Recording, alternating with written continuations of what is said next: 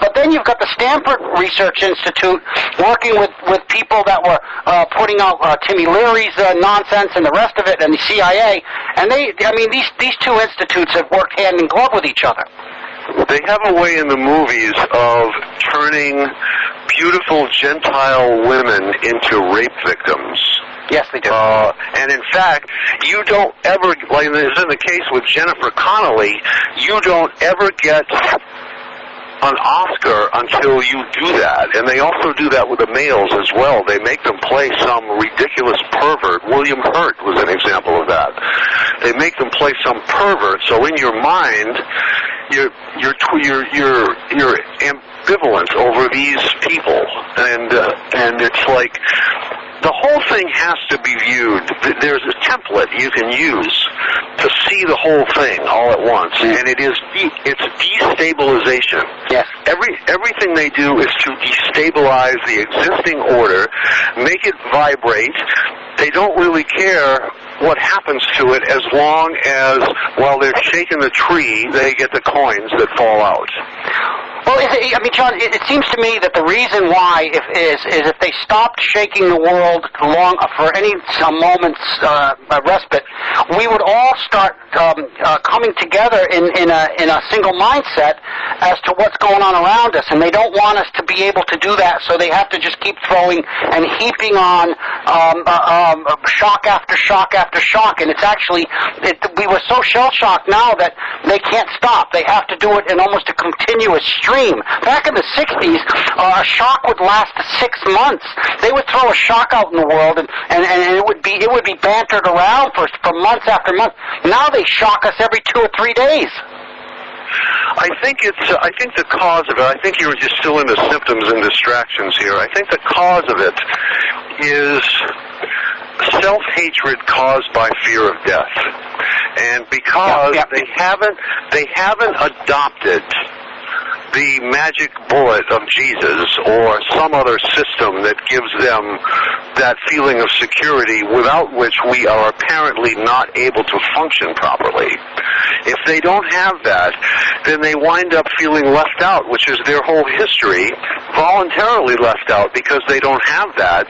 And because they don't have that, they develop a feeling of persecution, which they then project back onto everybody else because everybody else isn't feeling as miserable as they are.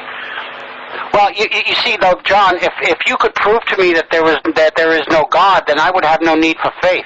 And see, I would never attempt to do that. Well, I know that. I know you wouldn't. But you see, this is the whole point. So what they need to do here is just keep shifting the way you use faith to protect yourself from looking at real issues. Yes. That's why we have all the denominations.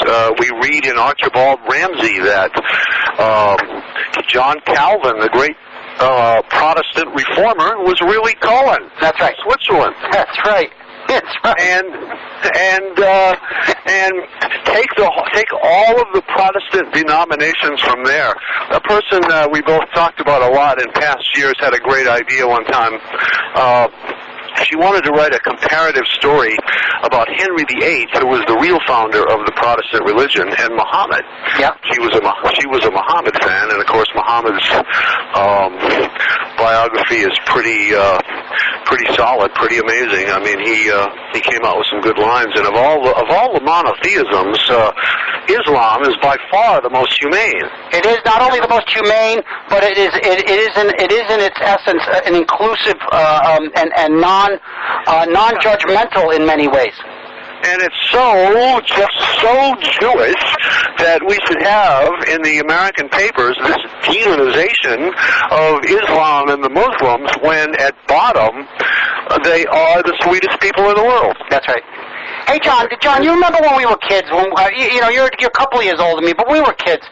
Your mother, when she got ready for church, would put on some gloves, and she made sure she had a cover on her head, and she went, and it wasn't because she wasn't being modern or hip. It was a question of being respectful of what you were doing, because bringing respect to something and bringing morality and honor to something was seen as a good thing when we were children. All of a sudden, that was turned on its ear, and media power, Jewish media power. There you go. There you go. And now they're making it illegal for women to cover their heads. That's beautiful. Well, they're teaching homosexuality in first grade, for God's sakes.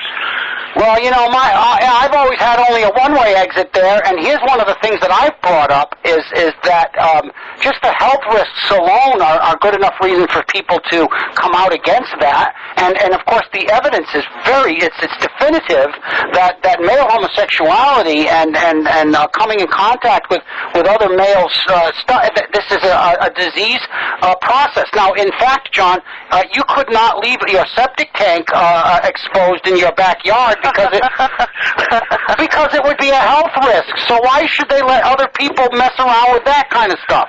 I don't think I want to get any further into this. But it's true, John. I mean, come on. Of course it's true. Of course it's true. And it's painful we recognize. It's all, Daryl, it's all part of the destabilization tableau. Yes. They wanted to blow apart the family. The whole women's liberation thing was all Jewish. Yes, Bella Abzug and Gloria Steinem, and yes, oh boy, Phyllis Chesler, Women in Madness. Coleman, you know John Coleman, right? He's the guy, he writes great stuff about Tavistock, but unfortunately for everyone, he never mentions the prohibited word. Yep. So it's like you were just describing someone else. Oh, with Jeff, what's his name? It's that same way. He's that same kind of almost last level of disinformation where this person convinces you that they're on your side. And think of the people we could put in this category. Henry Macau. People who pretend to be on your side, and then if you read the fine print, you find out something different. Although I'll tell you, there's a caveat to be put into that, and that is that it's a lot of times, and I've learned this the hard way so many times, you have to overcome differences you might have in your ultimate picture of what's going on, and accept the good that other people are doing, even though it might not be totally to your liking. Well, as long as they're not disingenuous in their efforts. Well, we were talking about white racists before. Yes.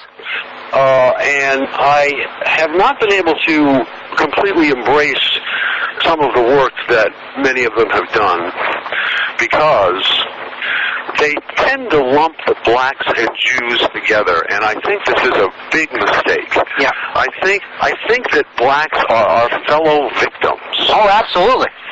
And to single out the many barbarian acts they have done it's always useful because there is a media bias to protect them now because it's run by the Jews and they want to better integrate them into society, not to help them, but for the reason it gives them better control over the society by generally dumbing it down on all levels. That's right. But where was I going with that? Well, the divide and conquer strategy has Catholics fighting Muslims, and they're virtually the same. The Jewish World Plan that we see outlined in Ramsey and so many others, the great older writers, is to pit all the white countries against each other because they were supreme in the world, and they took that as the best target. So they worked for hundreds of years to undermine Russia. They got England, and they through media fooled the British into thinking they were still being run by the Brits, and they weren't. In fact, they brought over a whole new Jewish dynasty from Saxe-Coburg.